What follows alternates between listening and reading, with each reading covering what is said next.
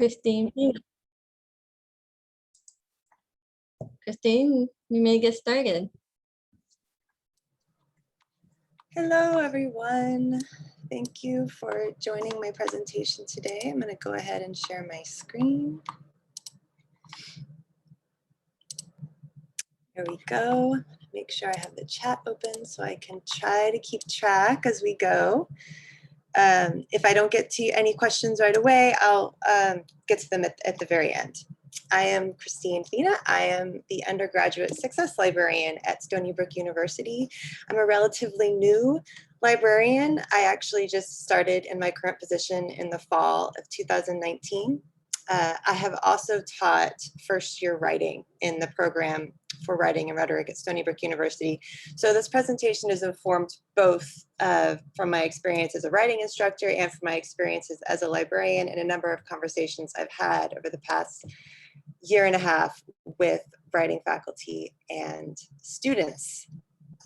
Okay, and I'm definitely interested in what you have to say as well. This is a topic I'm just beginning to explore a little bit. So first, let's just do a couple polls. The first one's just going to give me a sense of who you are. If you wouldn't mind responding, get a sense of the different environments everyone is coming from.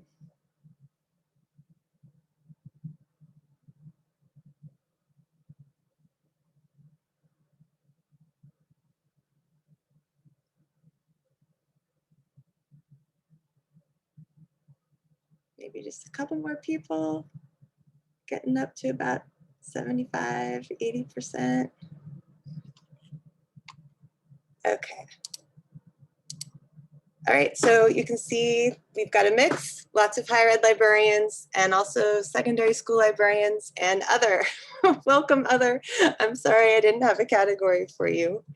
Let me do the next poll. Just curious about your feelings about the open web. Whether you're a teacher or a librarian, if you're supporting some sort of formal research project, how are you feeling about encouraging students to use open web sources throughout the research process?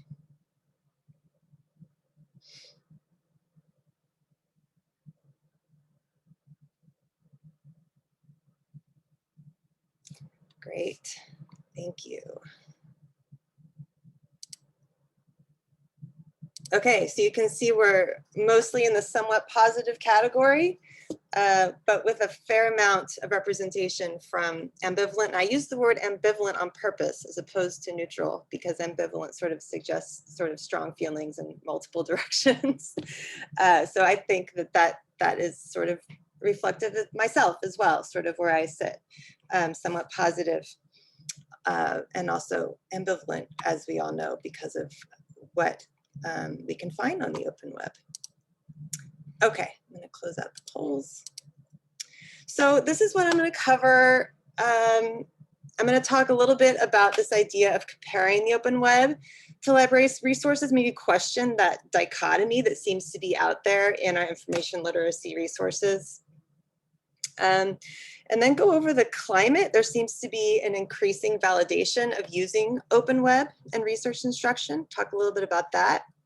Talk about why we should design activities specifically for the open web and for Google. What do our students gain? And then finally, I'll share some activity ideas and some student quotes from a class that I have taught. Okay, so first, let me go ahead. I'm going to put this in the chat. I want to talk a little bit about what we mean when we say open web. Put this Padlet link on there. Open it up. So if you go to this Padlet, just anything goes here. What do you think when you hear the phrase open web? No right or wrong answers, of course. I'm just interested in our instincts. When we hear open web, what do we think? And you can also move over to the third and fourth columns when you're ready. Both the first and second column are the same thing, so I can try to capture as many of everyone's responses as possible. And then what do you think of when you hear library resources? So just what are our instincts? What comes to mind when we say use library resources? Or what's out there on the open web? Yes, so I see Google, yes, everything, any website, free, free, free, free. Not behind a paywall, government documents, repositories, anything and everything. Great. Wikis, yes. Okay, thank you for that. And then for library resources, subscriptions, databases require specialized skill, difficult to use, subscription databases, paid databases. Yeah. Lots of money. Something owned, subscribed, trustworthy, proprietary, scholarly, there's that word. Vetted. Awesome. Thank you so much. This is so great. I think that this is a great reflection of what goes on in our minds when we hear these phrases, for sure. So, you know, thinking about Google and the databases, right? I think a lot of us go to Google, a lot of us go to databases. Where did this dichotomy come from?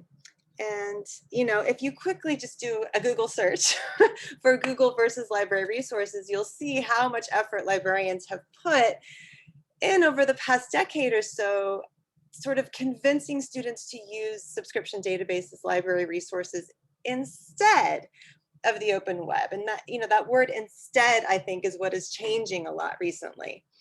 So let's just talk a little bit about this dichotomy. And again, I'm just starting to think about this. So, and I'll do my best to monitor the chat, but if I miss your questions, I promise I'll get to them at the end.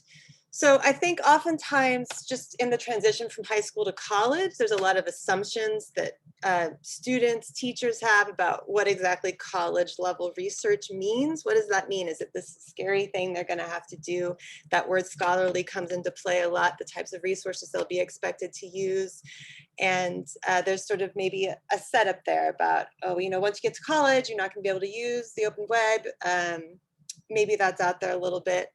I think the culture of the one-off library instruction session, it's often turns into a database tutorial, right? So there's sort of this idea of showcasing library resources. That's sort of how the one-off gets inserted into the writing courses and other research courses. Often there's this very narrow focus on, you know, this wonderful information type, the peer-reviewed article, and these are wonderful types of information. But if it's too narrow, what are the students missing out on? And then Peruso has this article from 2016, long-term 4-year study on how students are using Google, and questioned, you know, throughout the study started to question more and more, is there an underlying implication that we are messages that we're sending that library resources are better than web resources? And what does that mean if they're only allowed to use them for the 4 years that they are at the university, right? So some effects of this, there's this rigidity, or maybe even a ritualization, idealization of the research process that makes it kind of scary. It makes it more untouchable. I think can also be a false neutrality assigned to library databases. And then student experience, which is what I'm trying to tap into as I learn how to do this. Do they feel ashamed as they're researching? Do they feel like they have to hide some parts of their research process? This is what I did, but I wasn't supposed to do that. And that creates anxiety. And I think that can also contribute to procrastination. There's some studies that show this inverse relationship between this idea of self-efficacy, which is belief in one's capabilities to carry out a task, and procrastination. So students, these are just some quotes. This is from a quote from a student in a class. She said, I had zero skill of using the databases, and the only informal website I used to visit is Wikipedia, which has been banned by many high school English teachers, but still my favorite one. And then these are two quotes from an article, one student said, I wouldn't be using Wikipedia, I'd be looking at papers from PubMed. So this sort of can't do this, have to do this. And then another student who really shows a lack of confidence. If I'm the one who found it myself, I would be skeptical about it. So I think we deal with all of these within our students, this sort of lack of research experience, tendency to want to ritualize or be rigid about what the research process is supposed to be, and then this lack of confidence. And just a quick clarification, in this talk, I'm not advocating that we replace database searching with open web searching for our students. I just want us to think a little bit about, acknowledging sort of the value of the open web, reducing anxiety and shame. It's attached to it. We all use the open web all the time. I could never, ever do a research project without the open web. And so I just want students to feel like they're allowed, encourage them that they can accept this. This is welcomed into the fold of what counts as college level research. Okay. All right, so just very quickly, let me go over. I think we've all noticed that this is changing, the word instead, right? Library resources instead of the open web is changing a little bit and using both. And I think part of that is, the framework, sort of information literacy is contextualized or situated as opposed to prescriptive, getting away to checklists, getting away from checklists. Metacognition is really big, being aware of what you're doing while you're doing it, thinking carefully. There's an increased acceptance, appreciation of Wikipedia, lots of focus on open access and equitable information access. Diversity and inclusivity and source lists. You can learn so much more about your authors by finding their bio pages on the open web. Questioning that narrow focus on scholarly articles for first-year students. And of course, reading laterally has exploded. I think there's actually a talk or two during the symposium that's going to delve more into the SIFT method for anyone who's interested in that. Just quickly, here's Google Trends, take it or leave it. But you can see lateral reading really has peaked in terms of interest getting ready for the most recent school year. Whoops. And lateral reading, just a basic, just in case you haven't heard of this, it's this idea of instead of arriving at a website and doing a deep dive into sort of critically thinking about that one website, you sort of go outward. So maybe you go to you check out the organization on Wikipedia, you see what other websites are saying about that website. So it's this idea of using that webness of the web to understand the page you're on rather than just relying on the page you're on. I did a couple, Wikipedia Safe. It seems to really have peaked, just before 2010 and has declined a good bit since then. Same thing with Wikipedia OK. So that's a couple things. These are a couple videos, and librarians are wonderful. They are always creating this fantastic content. You can go online, and these are Creative Commons licenses that we can use. And one of them's from 2012 and one of them's from 2020. And just very quickly, I'm going to just play a couple of clips. And I in no way want to criticize either one of these because everyone is creating great content for their students, but I do think it shows this slight shift in what we've seen. Let me know if you can't hear this. What are you doing? I am Googling. Can everybody hear that okay? Okay, great. I want to find awesome information for my research project about cats. Why would you Google when we have excellent databases for you to use? They are crazy amazing. Databases? Never heard of them. Googling is more logical. Are you kidding me? Information in library databases comes from publishing groups and has been checked for accuracy and reliability by the publisher's editors. Librarians review all the databases and purchase those that are the best for research. But Google found this awesome website about cats being afraid of bearded men. Okay, and these are great. So that was 2012, and then this is 2020. So, you want to start on that big research paper, but if you're looking for all the best info, where do you turn? Should you take advantage of library resources or stick to searching the web? And what difference does it make anyway? Search engines are handy, fast, and easy. They're great for finding general information and getting up-to-the-minute details on current topics, but they also have their drawbacks. You're stuck skimming the surface while mountains of info remain buried or locked behind paywalls. And what about the info you do find? Doing research like this, you're on your own, surrounded by sources you can't always trust and facts you can't always verify. Sure, you can find great information, but you'll have to double-check every fact and investigate every source. In a situation like this, one can only turn to the library. The library gives you easy access to a huge range of academic resources, with a giant selection of print, electronic, and digital sources that you won't find just searching online, all of which are verified, paid for, and ready to use free of charge. And don't forget the library's secret weapon. Librarians are there to help you find appropriate resources in the library and on the web, because there's nothing wrong with using a search engine as part of your research. But don't stop there. There are tools just waiting to be used and people ready to help. So I chose those two just because I thought they were reflective of this gradual change we've been seeing from, use library databases instead of a Google search versus these are both really important, valuable ways to find information, and librarians can help you do that.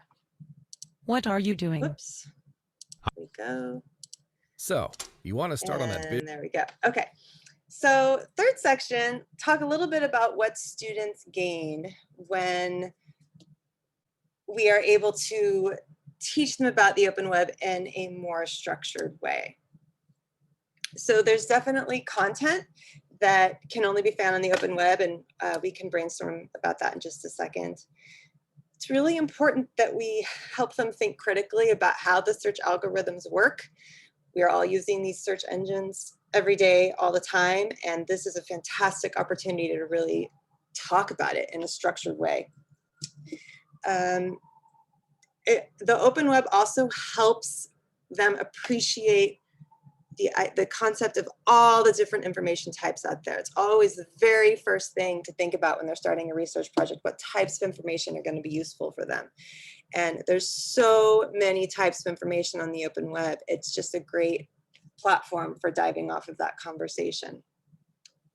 Endless, limitless opportunities to talk about privacy literacy when you're on the open web. Like, you can talk about browser settings, cookies, privacy policies, social media settings, all kinds of things you can talk about. And again, these are things you can just quickly slip in half of a sentence if it's just a one shot that you're dealing with. If you just kind of quickly sort of pivot from a database out to the web and then back, and I'll talk a little bit more about how to do that.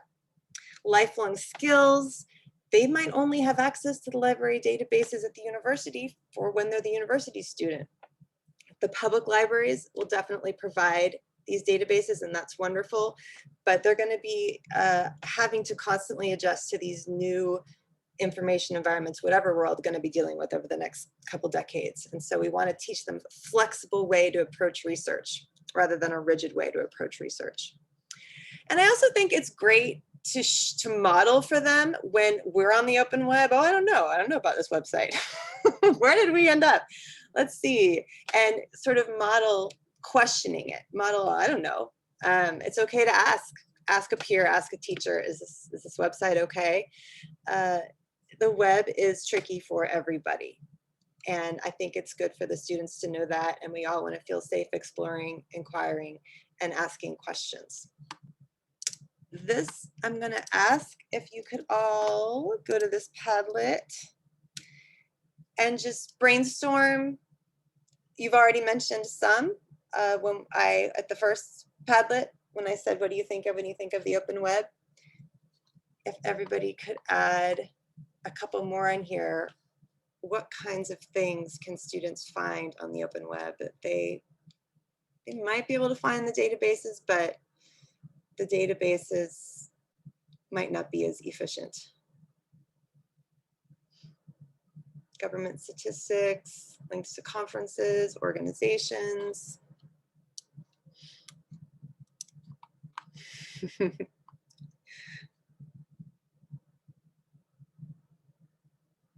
Nonprofit job info. Lots of stuff about the local community. Yes, all the citizen science stuff. Yes.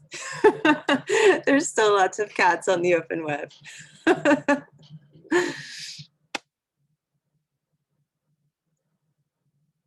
Yep. Pop culture, current events, reports, blogs, absolutely.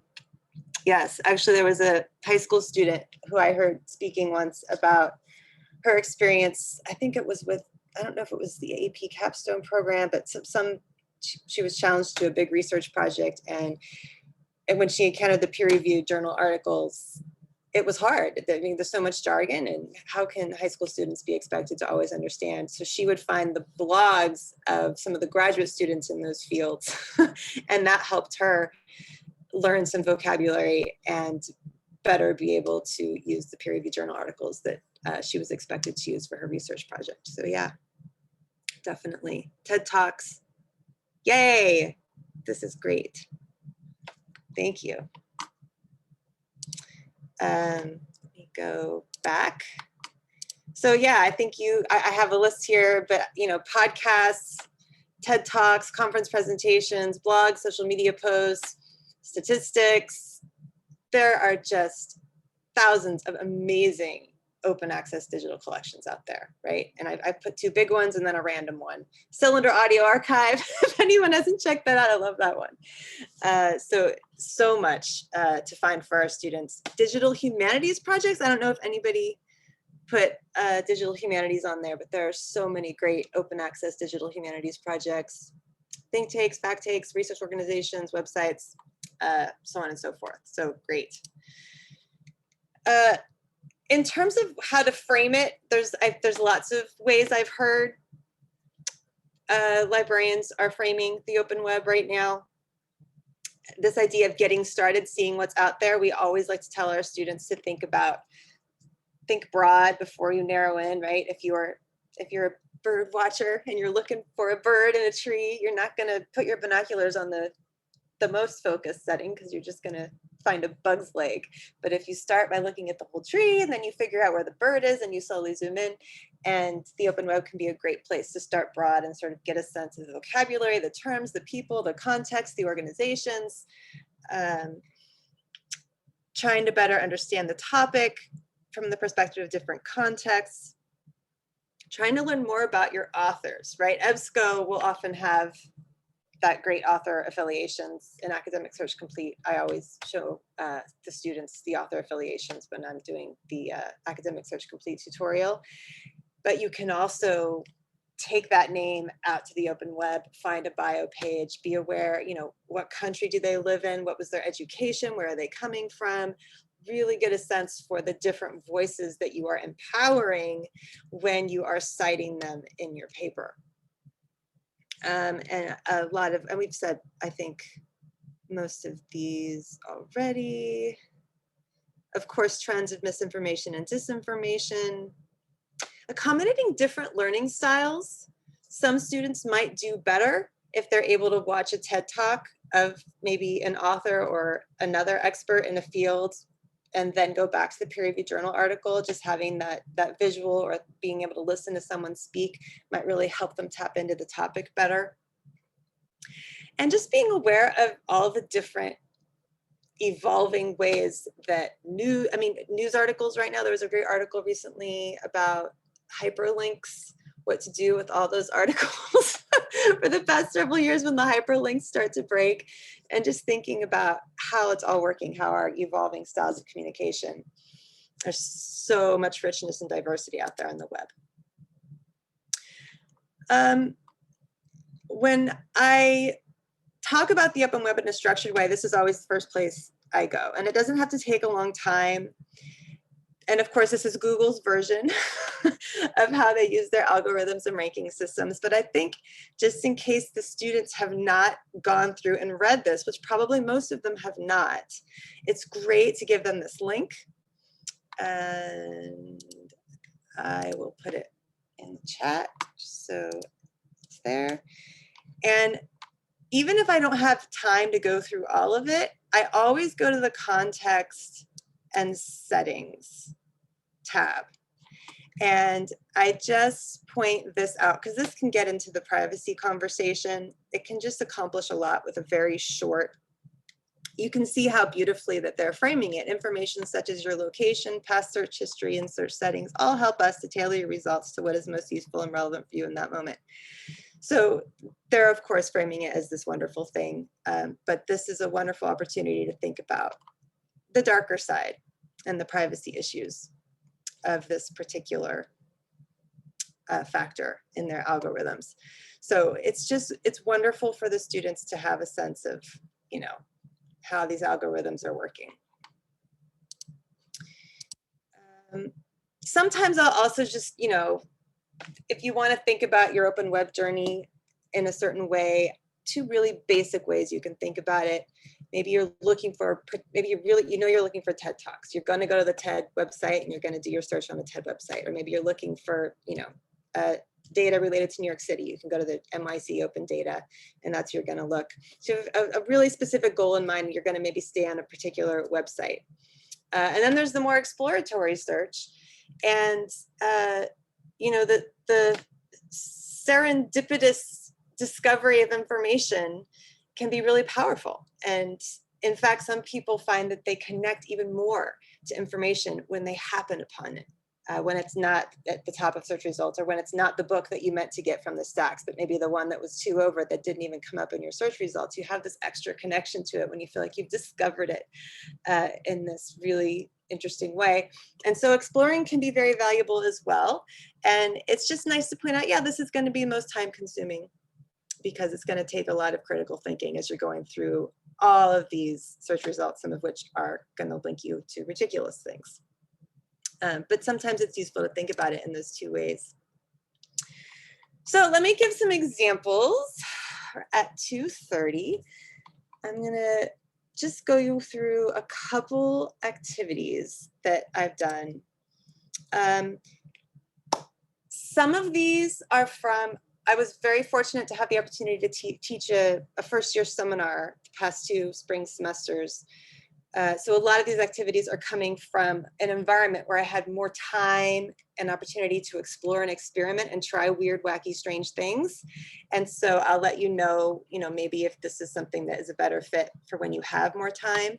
But some of them still work really well within our very time-constrained one-shot opportunities. Okay. The course, just to give you a little context, it was a first-year seminar for all first-year students. It was just a 1-credit course, very, very low pressure. The main goal of this course is just for students to have an opportunity to connect with a faculty member and to connect with each other and to get a taste of some academic work, very light. So it was really perfect to experiment with information literacy activities. And that's sort of the environment where I got to play around with some of this. The first one I'm going to talk about is information types. And this, I never do a one-shot without doing this. So this is definitely something you can slip into a one-shot. There's also a link in the slideshow that takes you out to sort of an explanation of a longer activity. But the one I usually use is just the short version that goes into the one-shot. I always start, whether it's in person, before COVID, or virtual, I start with this question. I'll ask the students, there's no right or wrong answer. What are some examples of some types of information? Where do you go to get information? Sources of information. And I realized very quickly when I started doing this about 1.5 years ago that I've just got the same answers over and over again. And here's a Padlet where there's lots of Google, right? This idea of the internet as a source. And so this is always, it's nice that this is how we always answer, because it just can create a really great conversation about what exactly are some different information types.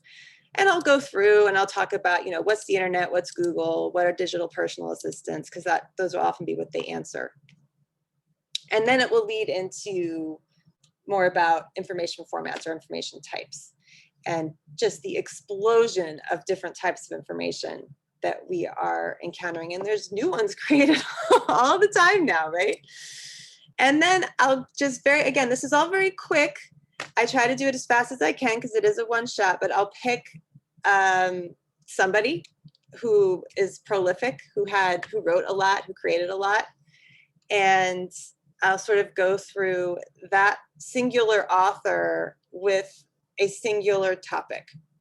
And on the activity I'm linking to, you'll see I have a couple other, I have Westmore as another one. But you can sort of take that singular author and a singular topic, so those variables stay fixed. And the only thing that changes is the type of information.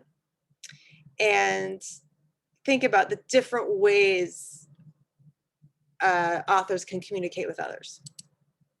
And a lot of it is content on the open web. So I might, he talked about hallucinations in a TED Talk in 2009. He wrote a personal narrative for the New Yorker in 2012. He wrote an op-ed in the New York Times in 2012. He was interviewed by Terry Gross in 2013. And there's, of course, his book, which is what he was promoting in the interview. What's the difference between a book and a podcast interview? What kind of quotes might they get out of listening to the podcast that they might not get out of the book, or vice versa, right? So just thinking about the richness of all these different types of information, and ending with the peer-reviewed article is nice to then transition into the databases. Another example here, more recent, Saad B. Omer from the Yale Institute for Global Health. Just some examples. This is all very recent. Guest essay in the New York Times, a tweet. A student is writing a really current, they often write these really current papers. And this is an expert who's tweeting about vaccine mandates at the university level. And when could they quote this? And to tell them that they shouldn't be quoting tweets, they might miss out here. Here's a long presentation that he gave. Here's a book from 2018. So, and this just, and then you can talk about comparing different types of information. You can compare any two types of information you want, but it can launch into an information literacy discussion in that way. And here's the link to the longer activity with some more suggestions for different authors that you could think about featuring. And so it's just a nice way, it's not even like you're directly talking about the open web, but you're featuring all kinds of different information types that are found both on the open web and using the library databases. Here's a quote from a student just from this last spring. These quotes that I'll share with you are from their reflections. They wrote reflections on their experience of the course. And the student said, "There are dozens of formats out there, and I learned what each format means and who the author of each format is writing to. Scholarly articles are written by experts in a certain field who are writing to their colleagues. This knowledge gives me better insight on which type of formats are most appropriate during which situations." Okay, so moving on to the second activity. This is the really fun one. This is one of those wacky ones that I really only had time to experiment with in this course. I don't know if you could get away with this in a one shot. Maybe if you did a really short version of it. Let me see, I'm gonna go into the activity here. Basically what this is, and I was really lucky the first time I did this, I was actually in this really fantastic active learning space where students were in different groups. They each had a screen at their table and they had their device and they could connect to the screen and they were constantly interacting in these really interesting ways. And then the second time, of course, I was fully remote online, and it works both ways. You can use the breakout rooms if you're using Zoom. The main idea for this one is that I really wanted the students to see themselves in the search process. I wanted them to see their own unique individual minds and how their unique approach to a topic is going to create a research journey that is just for them. And the idea is that you give everyone the exact same search terms in Google. So everybody searches the exact same thing and starts on the exact same website. And then from there, they go and do whatever they want. And I'm not going to read through all of this, but what I've used is,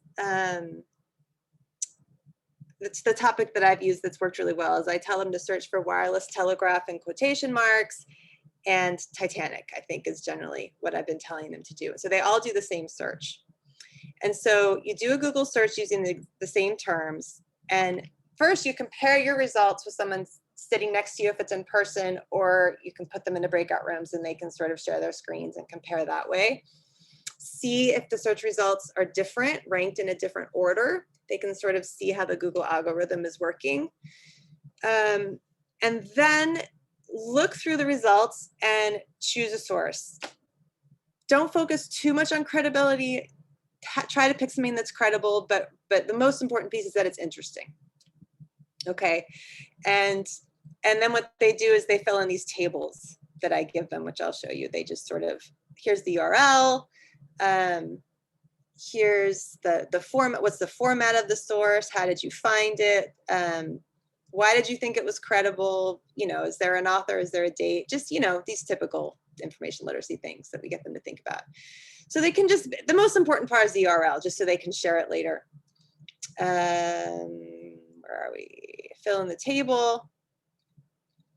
No other rules except to feel free and unencumbered, change topics, go off on tangents, go in any direction you want, just have fun. And they should go through at least 3 or 4 cycles. So they should just sort of, maybe they're on a web page and it's a news site and they click on a story that was suggested to them on the right. Or maybe they go back to the search results and they click on something else that was on the second search page instead of the first search page. There's any possible ways. They're just going to be mindful of the different ways they're engaging with this Google search. So that metacognition piece is huge in this activity because they're supposed to reflect on it. And then they get together in groups and they all share about where they ended up. So it's very silent when they're doing their search, but then at the end they compare notes. And what ends up being really fun is some students realize they kind of stayed within the topic they were originally given, and other students just go, they find themselves in the most interesting directions. And it's just sort of a really fun activity. And at the end, they can think about, you know, what was unique in their own experience of this research, and so on and so forth. Lots of interesting discussion questions. So that's one. Here's a student who said that the favorite assignment was the rabbit hole exercise we did with the Titanic article. Fun to see how we all ended up with different results. She noted that she stayed really focused on the original topic, but one of the group mates ended up talking about grave robbery. They found an article about grave robbery because they found a Titanic article, and then they found a deep sea dive Titanic article, and then they found an article related to people who dive to steal from old shipwrecks, and then that led to grave robbery. And so, you know, you see these interesting chains that can come about. Okay, so this one's really quick, and I'm getting to the end here. This is just something, again, that you can slip in to a one-shot really into any context. It's just this idea. I'm going to just hold on a second. Again, the richness of the types of information on the open web can help students get more excited about their source lists, and also think about the accessibility of the sources for their readers. Remember, when you write anything, you really should be thinking about who your audience is. It's usually going to be your college professor who will have access to the library databases, but it's just nice to get them in the habit of thinking about the accessibility of sources in a source list. A couple of these slides come from a talk I've done on citation, but the basic idea is to sort of get citation to be this idea of showing off, you know, what you've done, showing off your journey, highlighting diverse voices, and this idea of really sort of recognizing your own uniqueness, your own unique search journey. Someone else who wrote a paper on the exact same topic is going to have a different source list than you. So these sources that you chose, and I think the open web helps facilitate the richness and the complexity of the journey that they can have. So that's just one thing that you can think about. And this is one of my favorite things I've ever read that a student wrote. Resources are more than just that final page of a research paper. They're a reflection of all the hard work and curiosity of an individual, the desire to have their findings leave an impact. Resources can be far more diverse and exciting. A video of an electric car gives a visual representation. It also gives a window into the time period, and so on and so forth. This class was more than just here's a bunch of databases, use them. For plenty of things in life, both academic and beyond, you need to be willing to approach what's in front of you from a variety of angles. So that's great. I love that. Finally, this is the project that was the result of the first year seminar. They gave permission for me to share their work in a blog post, just so you can get a sense of some of the rich things that they could do when they were encouraged to use both open web and library databases. And it's both. They were encouraged to use both. I can put this link in the chat as well. And, you know, I'll just highlight one here. And these were not formal research projects. I did not require them to be precise with citation styles. The whole point of this was just fun. It was really just using resources and exploring. And here is one. Can you see this? I don't know if you can see that. But if you can click through the things that they found, the project was to sort of examine society's reaction to technologies over time, to pick a technology and look at different reactions in different contexts over time. And if you look at the source list, there's a lot of Library of Congress on here, as well as subscription databases. So these kinds of projects where the idea is for them to explore and to contextualize the peer-reviewed research that they're finding and really connect with their research. I love it that they can talk about the favorite sources that they found, what excited them, what brought them in. This is what we want research to be about for our students. It really should be this excitement, this journey, this discovering themselves, discovering what they're interested in. So I'll just include this quote. I love this quote from Toni Morrison. She's not talking about library research. She's talking about language. But I just don't want the research paper to be a husk from which the night departed. I don't want them to feel like they're just using peer-reviewed resources because they have to. We want it to be living, alive. We want the language to be alive for them. And I think helping them not feel ashamed of using the open web, sort of incorporating it as this natural thing that's involved in all research, can maybe help that. But I'm very interested in your perspective. So just some challenges, you know, how do we all get on the same page with this? Both in that high school to higher ed transition, and both in conversations amongst librarians, when we go in as one-shots, conversations with faculty. Another concluding thought, peer-reviewed research can be much richer for students when it's paired with context that they can find on the open web. And then I think we all, definitely me, we always pass on this idealized vision of what research is supposed to be. It's really hard to avoid. And just, if we can just be aware of ourselves when we're doing that and sort of gently guide students through whatever process works for them, finding the quote bad sources, which, you know, I don't like that word, but, you know, they're going to hit dead ends, they're going to change their topic, and that's all part of the real process. So that's it. Please share any thoughts or questions you have. I'm also really interested in the open web activities that you all use with your students. And any other questions? So let's see, should I open up? Is there anything I missed from the chat? Would you like me to read to you the questions that came through the Q&A? Would that be easier? You can. I have the Q&A open, so I can do the Q&A. I've got it right here. I just want to. Did I miss any in the chat, or are we okay in the chat? There were some comments in the chat. Okay. Library of Congress encourages teachers and librarians to use advanced Google searches to find their resources because their website can be hard to navigate. Someone mentioned that they asked their students to highlight their golden source that they were so fortunate to find. I really like the idea. That's great. Yeah. So it's mostly just commentary in the chat. Great. Yeah. Great. Yeah, and let me put, I will put the presentation URL into the chat as well. There's a bit.ly, there's the longer URL, and it's also bit.ly/open_web. Oh, and then the sources, I should link to the sources, which is also, this is more reading and food for thought. Okay, so Q&A. How do you address the darker side of algorithms and surveillance capitalism on social media?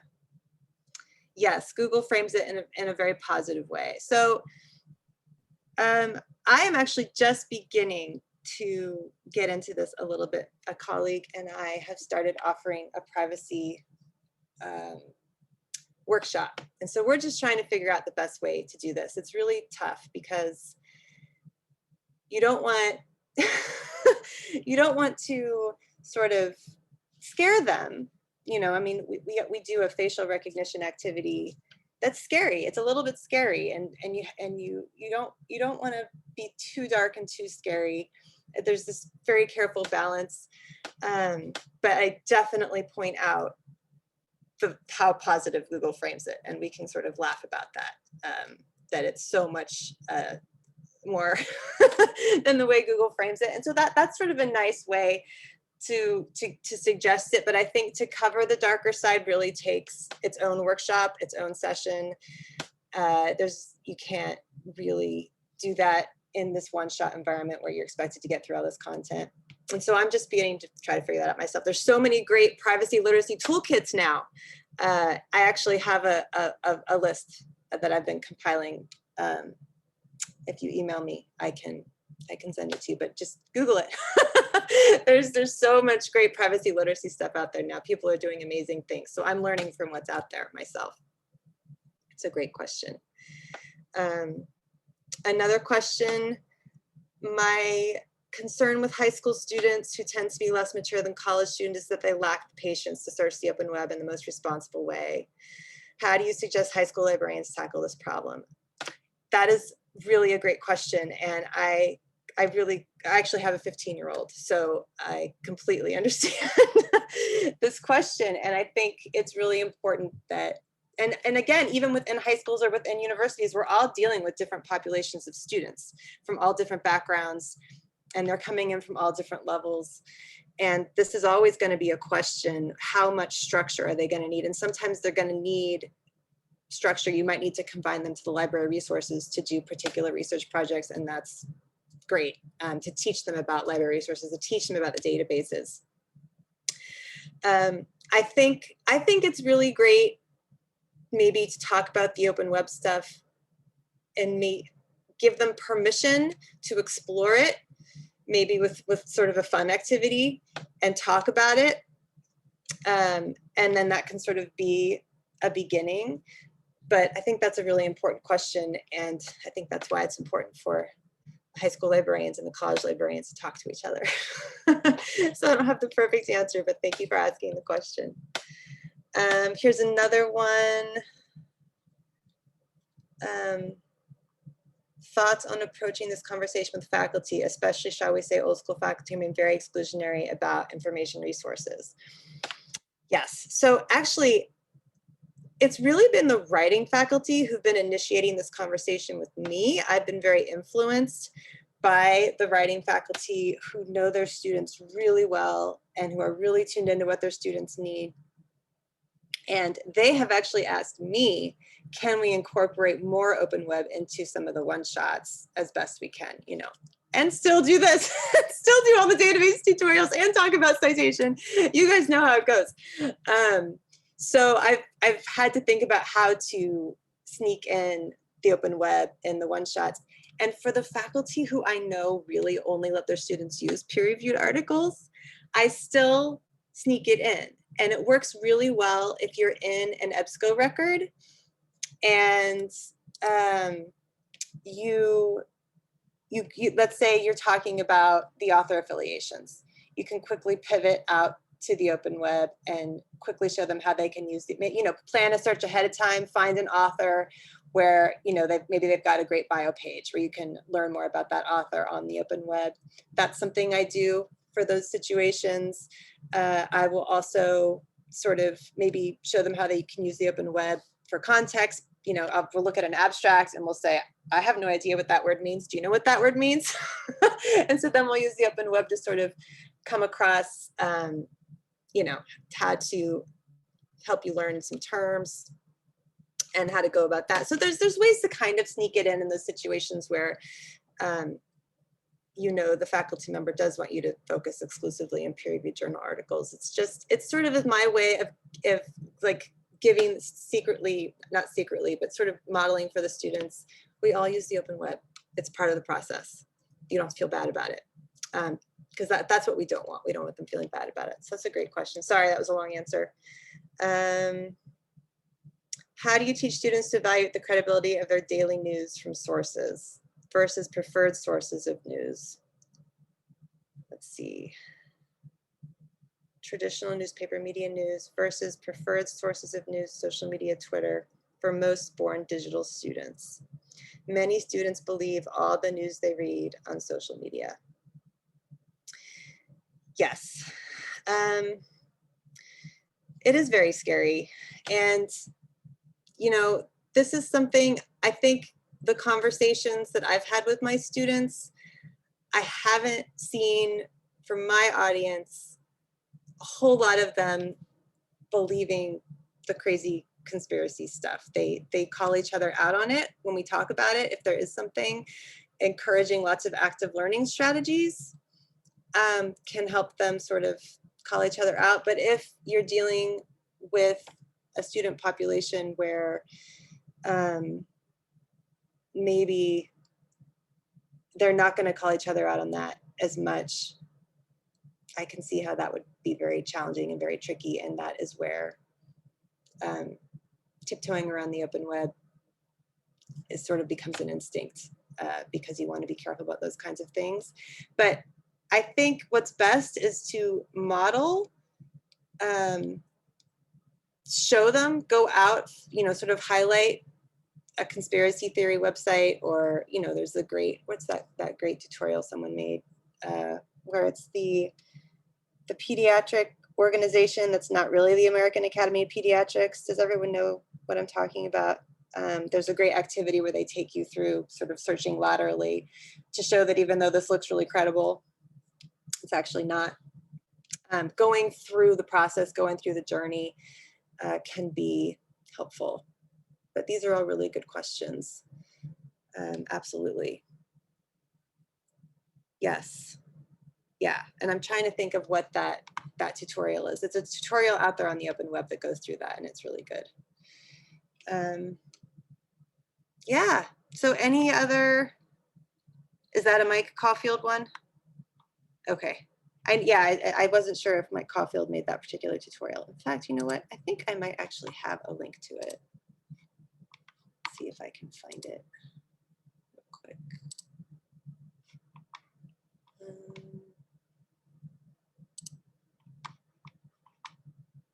If I can't find it in 1 minute, then I'll stop looking.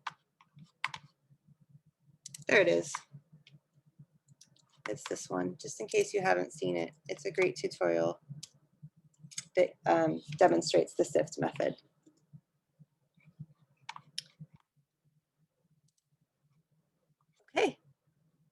Any other questions?